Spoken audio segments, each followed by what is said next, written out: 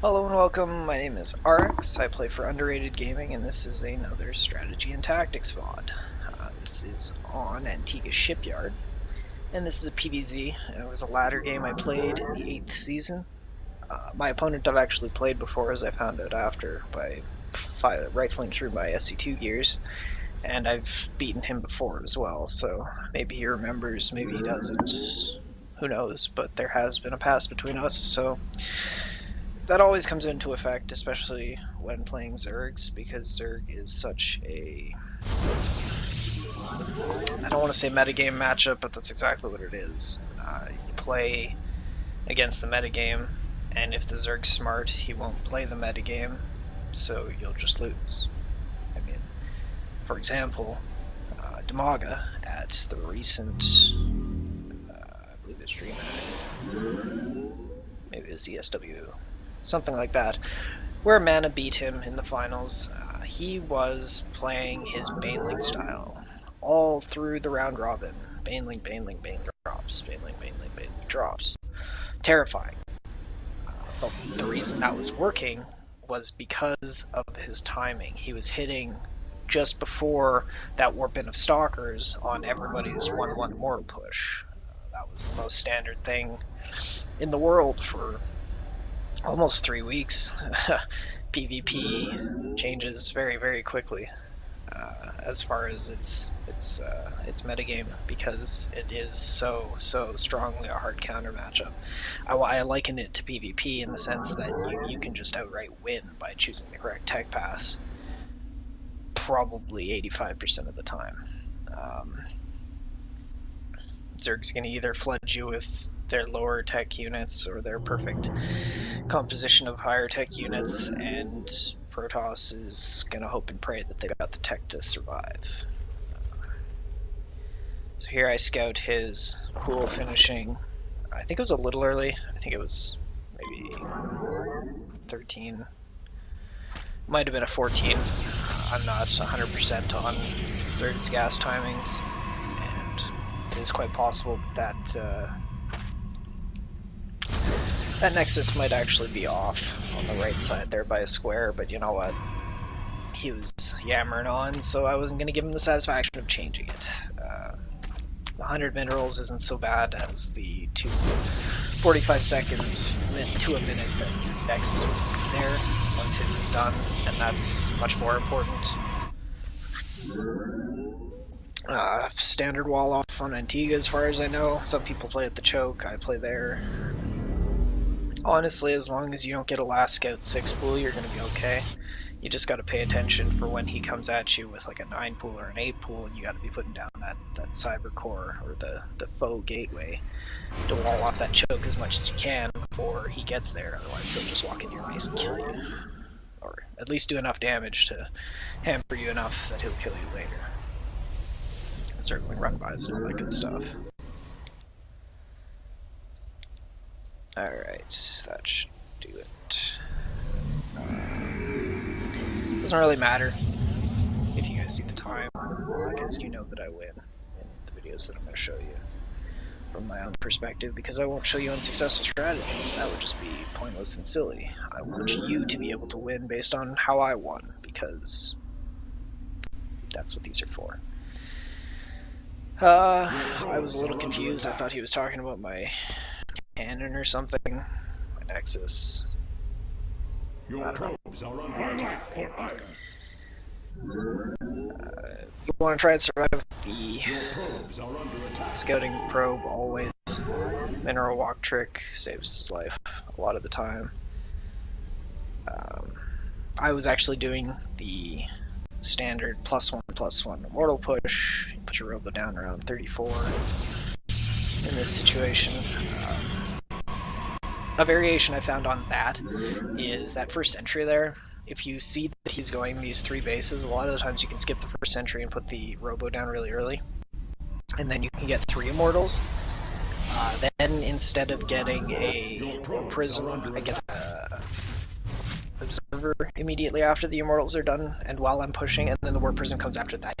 You still have to establish a proxy while doing it that way, but 3 immortals on maps like Ohana or on Shattered Shakur's Plateau, maps with shorter walking distance, you can really make a difference on a pure roach player who is trying for a flank or really aggressive or anything like that where they're building a ton of roaches.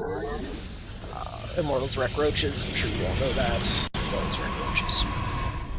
You get your gas after the pylon, after the robo. The alternate with the sentry is pylon robo, and then 2 gas, and then 2 gate. Some people say 3. I like to have 3 and 3. Separate them a little more on the different pylons that I build later on. It allows me to get another sentry out, I think. And continuously produce probes when a lot of people just cut probes at 42 and make this an all-in. Upgrade complete. Because I had recognized that I'd played him before and that he was going to scout my robo, I sent out my ops first. Because I wasn't sure what he was doing. That spawning pool looked really early to me, and I was thinking some sort of 3-base bandling bust or 3-base Jolly, you know, something where he was going to cheese me and it was going to be early, and you know, all hell was going to break loose around 8 minutes. So I want to be safe of that. 3 8s in a robo. If you get an immortal out, he can punch roaches in the face from half a mile away. So I mean, I see his overlord there, and I put down the 3rd. Now, a lot of the time, I want to say 90% of the time, but that's just a number I pull out of my head, they are going to kill your 3rd. They're going to attack your 3rd with everything they have to make sure that it doesn't stay up.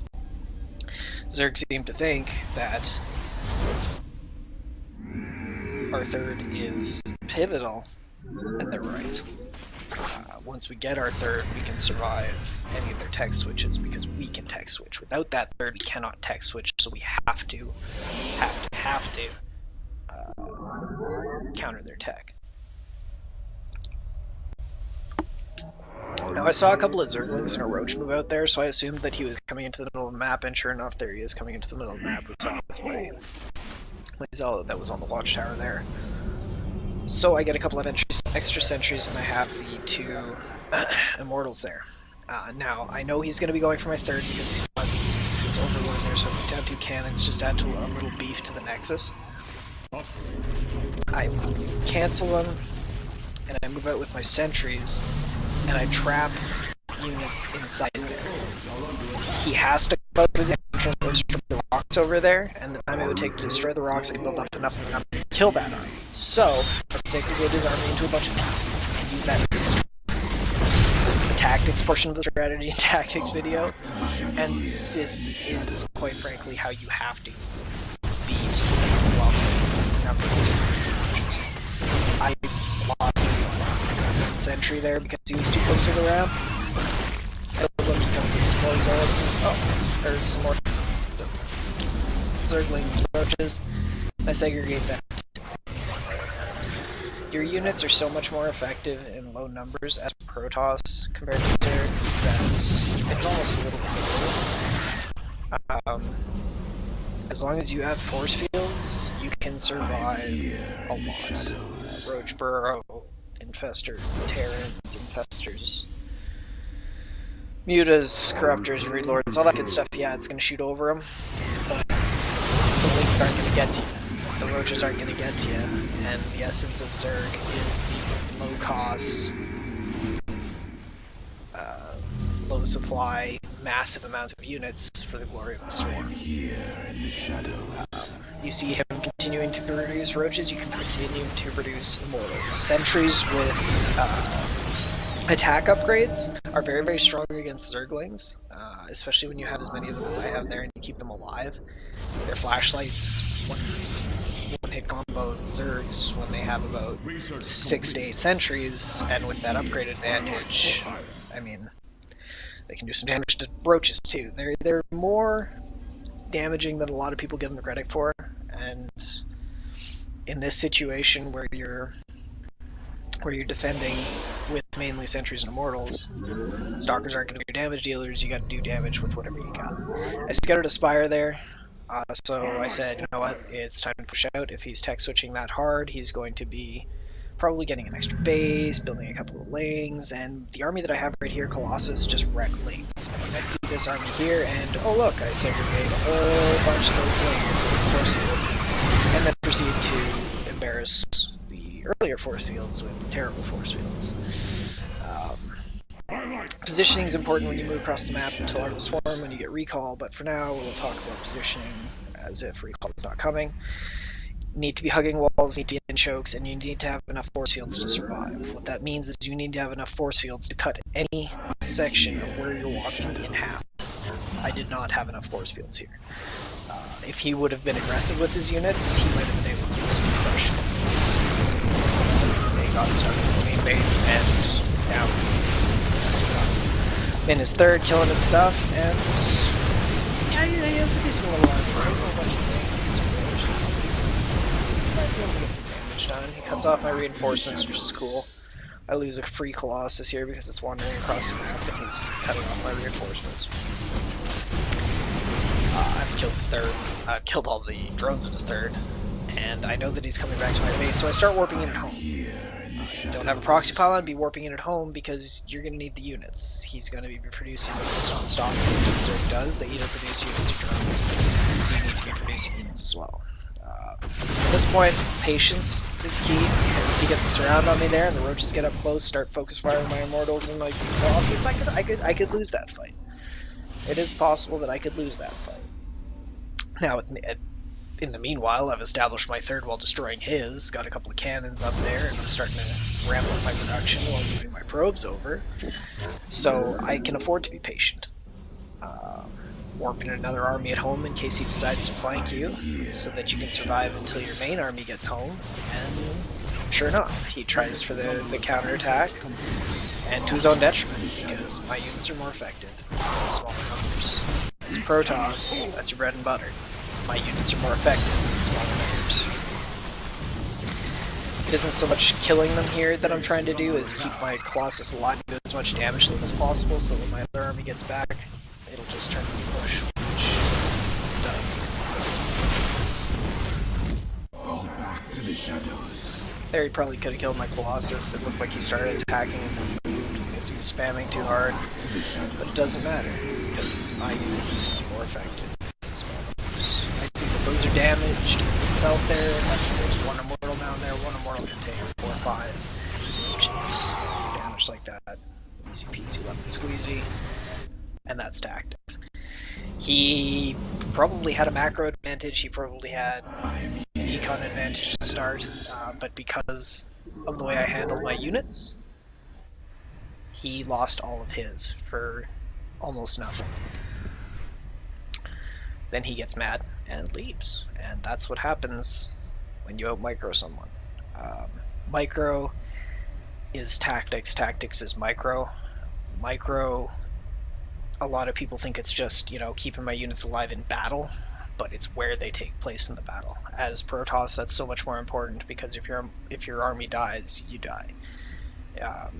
It's so much, especially in PvZ, it's so much harder to build up an army once yours is dead, because you have less production than them naturally, but Zerg has to take time to build drones.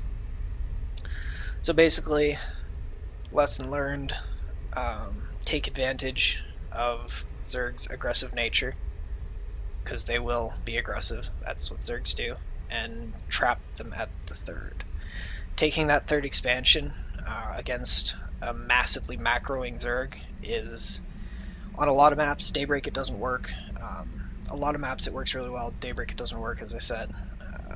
Ohana would be hard because the third's really close, but you can, as long as you put your units down, or your buildings down properly, you can survive a lot more than you actually think with force fields and immortals.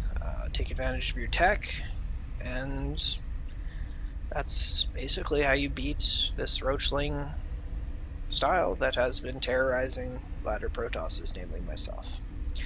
Thanks for watching, hope you learned something. If not, I'm sorry, but that's just how I play.